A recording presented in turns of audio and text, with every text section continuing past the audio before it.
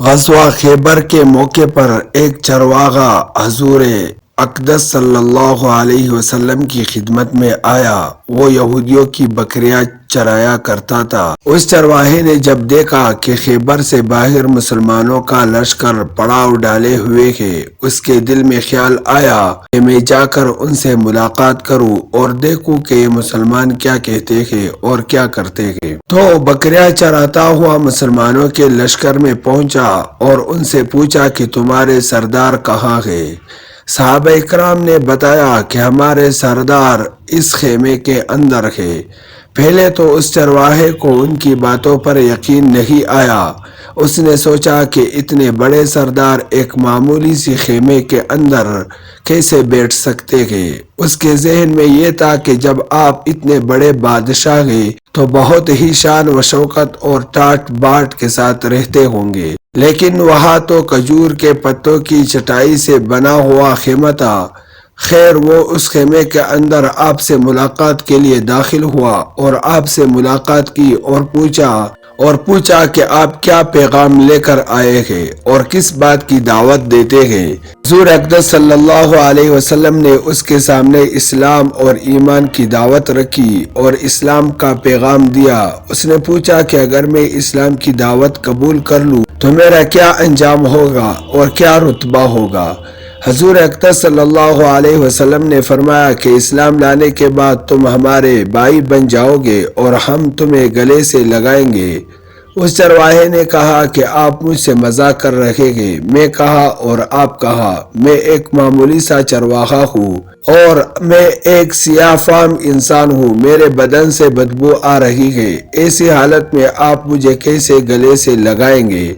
حضور اقدس صلی اللہ علیہ وسلم نے فرمایا کہ ہم تمہیں ضرور گلے سے لگائیں گے اور تمہارے جسم کی سیاہی کو اللہ تعالیٰ تابانی سے بدل دیں گے اور اللہ تعالیٰ تمہارے جسم سے اٹھنے والی بدبو کو خوشبو سے تبدیل کر دیں گے۔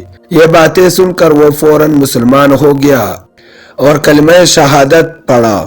پھر حضور صلی اللہ علیہ وسلم سے پوچھا، یا رسول اللہ، اب میں کیا کروں؟ آپ نے فرمایا کہ تم ایسے وقت پر ایمان لائے ہو کہ نہ تو اس وقت کسی نماز کا وقت ہے کہ نہ تم سے نماز پڑھواؤں اور نہ ابھی روزے کا زمانہ ہے کہ تم سے روزے رکھواؤں۔ زکوٰۃ تم پر فرض نہیں، اس وقت تو صرف ایک ہی عبادت ہو رہی ہے جو تلوار کی چھاؤں میں انجام دی جاتی ہے، وہ جہاد فی سبیل اللہ ہے۔ اس چرواہے نے کہا، یا رسول اللہ، میں اس جہاد میں شامل ہو جاتا ہوں، لیکن جو شخص جہاد میں شامل ہوتا ہے اس کے لیے دو میں سے ایک صورت ہوتی ہے، غازی یا شہید۔ تو اگر میں اس جہاد میں شہید ہو جاؤں تو آپ میری کوئی ضمانت لیجئے۔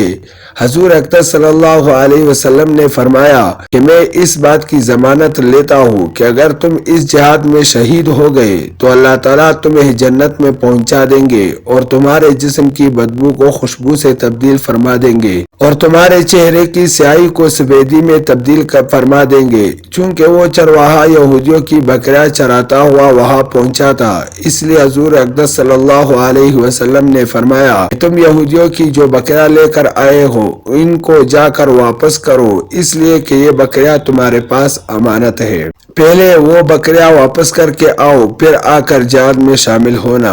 تو اس چرواہے نے جا کر بکریاں واپس کی اور واپس آ کر جہاد میں شامل ہوا اور شہید ہو گیا۔ جب جنگ ختم ہو گئی تو حضور اقدس صلی اللہ علیہ وسلم لشکر کا جائزہ لینے گئے۔ ایک جگہ آپ صلی اللہ علیہ وسلم نے دیکھا کہ صحابہ کرام کا مجمع اکٹھا ہے۔ آپ قریب پہنچے تو ان سے کہا کہ کیا بات ہے؟ صحابہ اکرام نے فرمایا کہ جو لوگ جنگ میں شہید ہو گئے ہیں ان میں سے ایک آدمی ایسا بھی ہے کہ جس کو ہم میں سے کوئی نہیں جانتا۔ آپ نے فرمایا کہ مجھے دکھاؤ۔ جب آپ نے دیکھا تو فرمایا کہ تم اس شخص کو نہیں پہچانتے مگر میں اس شخص کو پہچانتا ہوں، یہ چرواہا ہے اور یہ وہ عجیب و غریب بندہ ہے جس نے اللہ کی راہ میں ایک بھی سجدہ نہیں کیا، اور میں اس بات کی گواہی دیتا ہوں کہ اللہ تعالیٰ نے سیدھا اس کو جنت الفردوس میں پہنچا دیا ہے اور میری آنکھیں دیکھ رہی ہے کہ ملائکہ اس کو غسل دے رہے ہیں اور اس کی سیاہی سفیدی میں تبدیل ہو گئی ہے اور اس کی بدبو خوشبو میں تبدیل ہو گئی ہے۔ اندازہ کیجیے اگر کچھ عرصہ پہلے اس چرواہے کو موت آ جاتی تو سیدھا جہنم میں چلا جاتا، اور اب اس حالت میں موت آئی کہ ایمان لا چکا ہے اور سرکار دو عالم صلی اللہ علیہ وسلم کا غلام بن چکا ہے۔ تو اب اللہ تعالیٰ نے اتنا بڑا انقلاب پیدا فرما دیا، اس لیے فرمایا اعتبار خاتمے کا ہے، اس لیے بڑے بڑے لوگ لرزتے ہیں اور یہ دعا کرتے ہیں کہ اللہ حسن خاتمہ عطا فرما دے۔ اللہ تعالیٰ ہم سب کی خاتمہ ایمان پر فرما دے۔